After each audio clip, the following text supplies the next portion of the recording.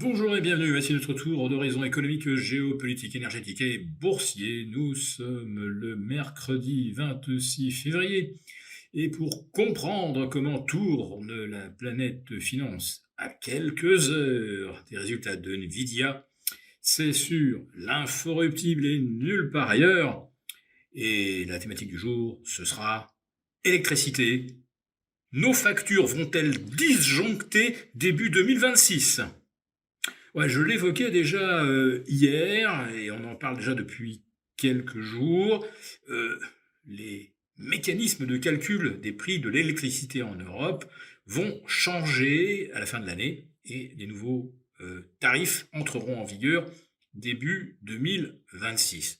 Alors le drame, c'est qu'on n'abandonne pas la tarification sur la base des prix du gaz, prix qui demeure évidemment très volatile.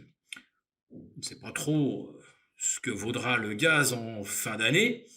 Néanmoins, quand on voit le prix du GNL que l'on importe de Chine ou des États-Unis, c'est sûr que là, on ne peut pas formuler des espoirs de baisse des factures démesurées.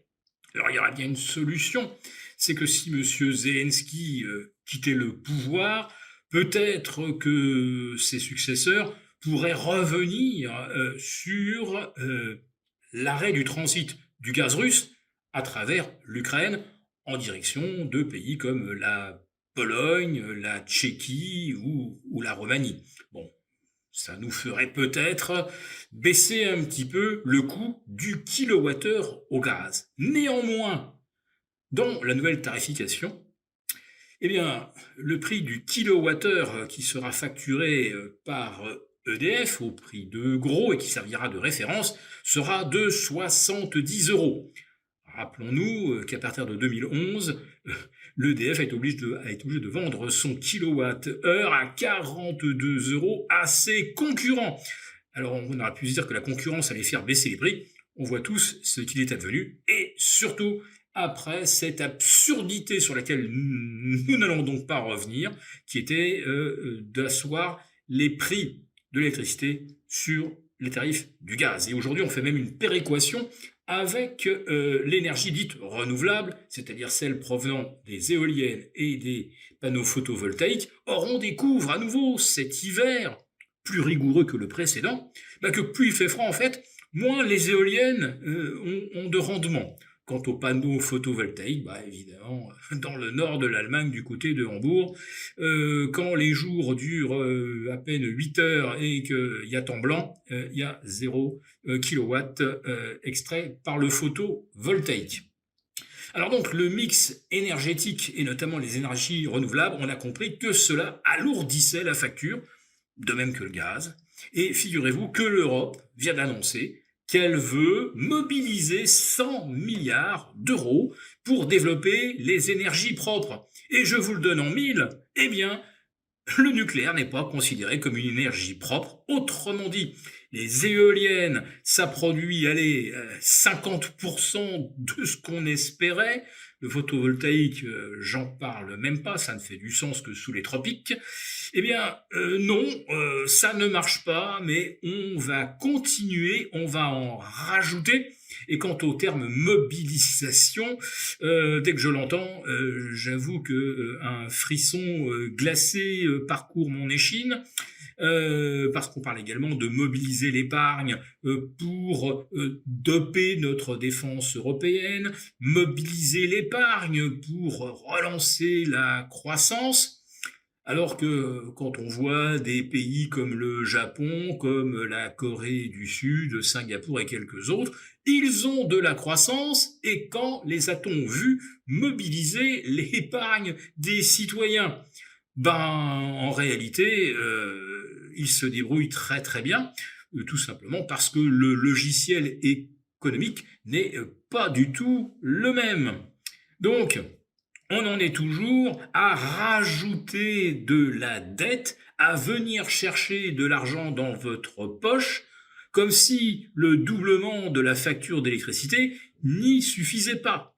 Bon, et j'en passe avec la hausse de la TVA sur la facture de 5 à 20% qui rentrera en vigueur au 31 juillet 2025.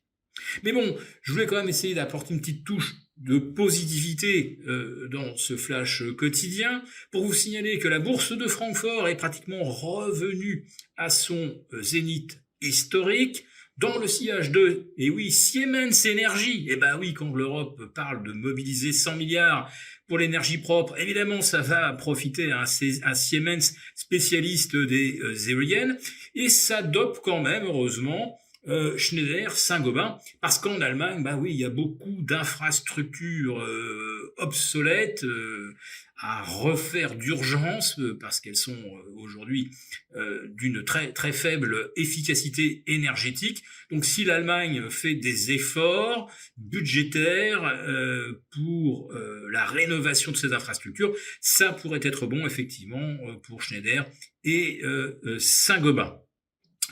En ce qui concerne les efforts de défense, eh ben c'est toujours les mêmes. Rheinmetall, à nouveau en vedette aujourd'hui à Francfort, et puis Thales qui bat record sur record.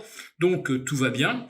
Et puisque je parle d'efforts de défense, eh ben parlons aussi des efforts de paix, puisque, eh bien voilà que M. Macron et M. Starmer, qui ne voulaient absolument pas entendre parler des discussions et des accords de paix entre Trump et Poutine, saluent aujourd'hui les efforts de paix de Donald Trump.